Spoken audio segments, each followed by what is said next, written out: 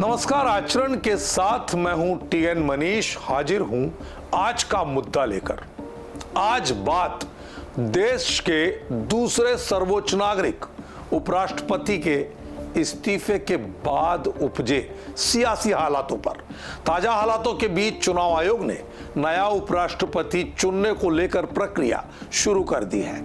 इस्तीफे के महज 3 दिन बाद आई इस तेजी को लेकर सियासत का बाजार गर्म है। मल्लिकार्जुन खड़गे ने इस मामले में सरकार से सवाल किया और शंका जताई है कि दाल में कुछ काला जरूर है, अन्यथा 2 साल का कार्यकाल शेष रहते उपराष्ट्रपति को इस्तीफा नहीं देना पड़ता।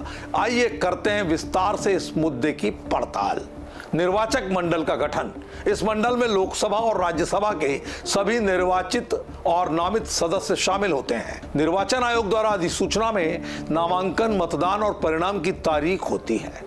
उम्मीदवार को कम से कम 20 सांसदों के द्वारा प्रस्तावक और 20 सांसदों के द्वारा समर्थन के रूप में हस्ताक्षर के साथ अपना नामांकन दाखिल करना होता है। सांसदों के बीच प्रचार। केवल सांसद मतदाता होते हैं, इसलिए यह प्रचार सीमित दायरे में होता है जो सांसदों तक केंद्रित है। हर सांसद मतपत्र पर प्रत्याशियों को प्राथमिकता के क्रम में 1, 2, 3 के तौर पर अंकित करता है। जीत हासिल करने के लिए कुल प्राप्त मतों का जो बहुमत है 50% से अधिक हासिल करना होता है। रिटर्निंग ऑफिसर नतीजे की घोषणा करते हैं। नए उपराष्ट्रपति का चुनाव संसद के दोनों सदनों के सदस्यों द्वारा अप्रत्यक्ष रूप से होगा और इसे 60 दिनों के भीतर यानी 19 सितंबर 2025 से पहले पूरा करना होगा। संभावित उम्मीदवारों में कर्नाटक के राज्यपाल थावरचंद गहलोत और सिक्किम के राज्यपाल ओम माथुर के अलावा बिहार के मुख्यमंत्री नीतीश कुमार, हरिवंश सिंह, वीके सक्सेना जैसे नाम चर्चा में हैं। बिहार चुनावों पर भी इसका गहरा असर पड़ सकता है। यदि नीतीश कुमार उपराष्ट्रपति पद के लिए चुने जाते हैं तो खासकर जदयू और भाजपा के बीच गठबंधन पर, यानी भाजपा का जदयू के साथ विलय होगा और बीजेपी बिहार में अकेले के दम पर चुनाव लड़ सकती है। उपराष्ट्रपति जगदीप धनखड़ का 21 जुलाई 2025 को अचानक इस्तीफा देना हिंदुस्तान के लोकतंत्र में एक महत्वपूर्ण राजनीतिक घटना माना जा रहा है, जिसने भारत की राजनीतिक व्यवस्था में हलचल मचा दी। यह इस्तीफा उनके 5 साल के कार्यकाल के 2 साल शेष रहते आया, जो ऐतिहासिक रूप से असामान्य है और देश में ऐसा पहली मर्तबा हुआ है। उपराष्ट्रपति भारत का दूसरा सर्वोच्च संवैधानिक पद है जो संविधान के अनुच्छेद 63 के तहत स्थापित हुआ। यह पद राष्ट्रपति के बाद सबसे ऊंचा है और राज्यसभा का अध्यक्ष होने के नाते संसदीय कार्यवाही में महत्वपूर्ण भूमिका निभाता है।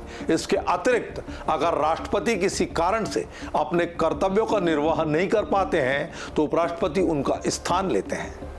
पहले उपराष्ट्रपति डॉक्टर सर्वपल्ली राधाकृष्णन थे, जिन्होंने 1952 से 62 तक 2 कार्यकाल पूरे किए थे।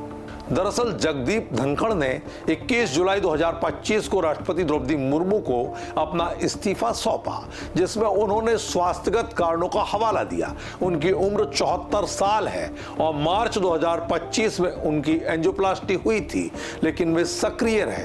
हालांकि इस इस्तीफे की समयावधि और हालातों ने सियासी अटकलों को जमकर जन्म दिया है।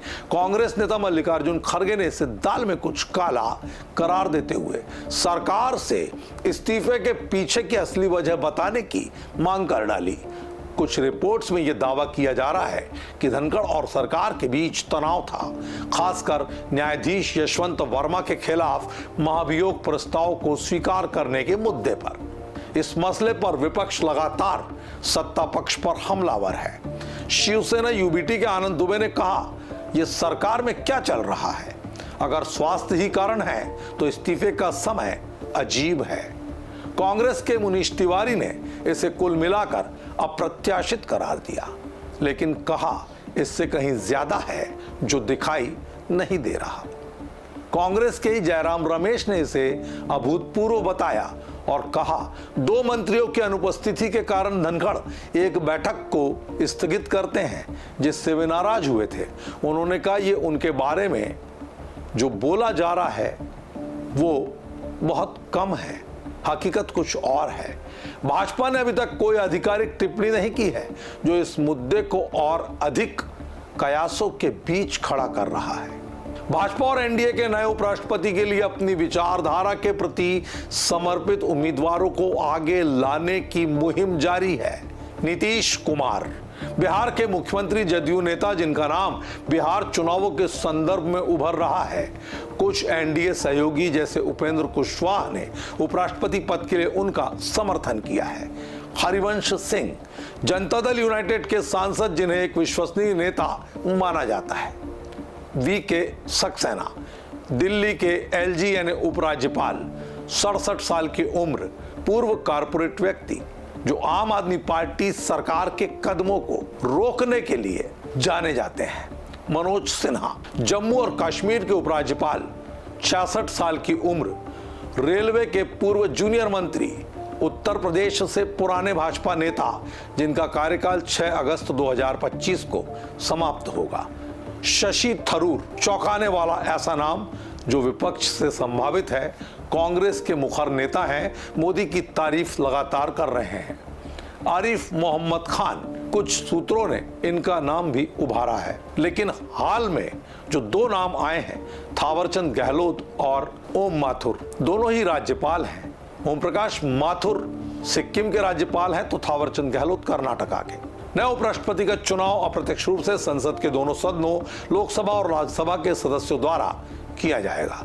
यह प्रक्रिया आनुपातिक प्रतिनिधित्व के तरीके से एकल हस्तांतरणीय मत पद्धति, सिंगल वोटिंग सिस्टम के माध्यम से होती है और चुनाव आयोग इसका संचालन करता है।